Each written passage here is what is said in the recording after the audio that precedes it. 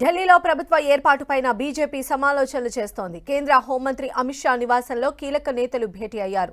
ఈ సమావేశానికి BJP chief JP Nadda, BL Santosh, Virendra Sachdeva, Baijayant Panda హాజరయ్యారు. సీఎం ఎంపికపై అమిత్ షా అభిప్రాయాలు సేకరిస్తున్నట్లు సమాచారం. 27 ఏళ్ల కల నిజమైన వేళ ఢిల్లీ కోటపై కాషాయ జెండా ఎగురవేసింది బీజేపీ. ఆప్కు గట్టి షాక్ ఇస్తూ బీజేపీ గ్రాండ్ విక్టరీ కొట్టింది. ఇక ప్రభుత్వ ఏర్పాటే తరువాయి. మరి ఢిల్లీ నెక్స్ట్ సీఎం ఎవరు?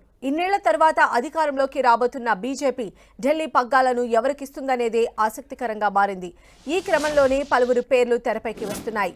ప్రముఖంగా ఆప్ జాతీయ కన్వీనర్, మాజీ సీఎం కేజ్రీవాల్ ఓడించిన పర్వేష్ వర్మ పేరు సీఎం రేసులో మొదటగా వినిపిస్తోంది. సాహిబ్ సింగ్ వర్మ కుమారుడైన పర్వేష్ వర్మ 2014 నుంచి 2024 వరకు పశ్చిమ ఢిల్లీ నుంచి ఎంపీగా కొనసాగారు. 2019లో జరిగిన ఎన్నికల్లో వర్మ రికార్డు స్థాయిలో 5,78,000 ఓట్ల మెజార్టీతో గెలుపొందారు. ఢిల్లీ చరిత్రలో ఓ లోక్సభ అభ్యర్థి సాధించిన అత్యధిక మెజార్టీ ఇదే.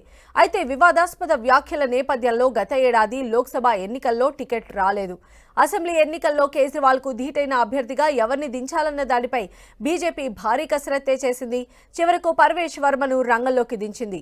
అధిష్టానం నమ్మకాన్ని నిలబెట్టుకుంటూ అసెంబ్లీ ఎన్నికల ఫలితాల్లో ఆప్ అధినేత కేజ్రీవాల్ నే ఓడించి జైంట్ కిల్లర్ గా పర్వేష్ దేశం దృష్టిని ఆకర్షించారు.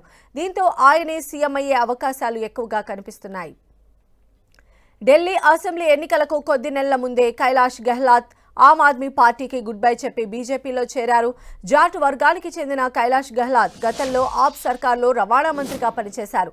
తాజా ఎన్నికల్లో బిజ్వాసన్ స్థానం నుంచి పోటీ చేసిన ఆయన విజయం సాధించారు.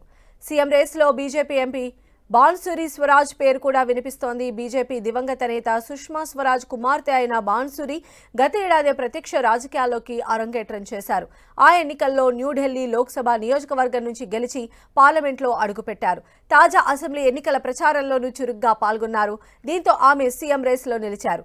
ఇక మాజీ ఎంపీ స్మృతి ఇరానీ పేరు కూడా తెరపైకి వస్తోంది.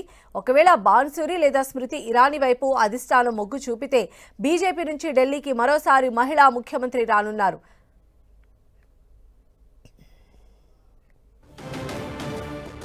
బీజేపీ ఢిల్లీ చీఫ్ వీరేంద్ర సచ్దేవ్, జాతీయ కార్యదర్శి దుష్యంత్ గౌతమ్, ఎంపీ మనోజ్ తివారీ, సీనియర్ నేతలు కపిల్ మిశ్రా, అరవింద్ సింగ్ లవ్లీ పేర్లు కూడా సీఎం రేసులో వినిపిస్తున్నాయి. సాంప్రదాయాన్ని పాటిస్తూ కమలం ఎప్పట్లాగానే ముఖ్యమంత్రి అభ్యర్థి లేకుండానే ఎన్నికల బరిలోకి దిగింది.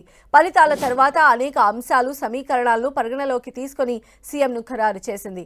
గతంలో రాజస్థాన్, మధ్యప్రదేశ్ ఎన్నికల సమయంలో ఇదే కనిపించింది. దీంతో ఢిల్లీలోనూ అనూహ్యంగా మరో వ్యక్తి సీఎం రేసులోకి వచ్చే అవకాశం లేకపోలేదన్న చర్చ నడుస్తోంది.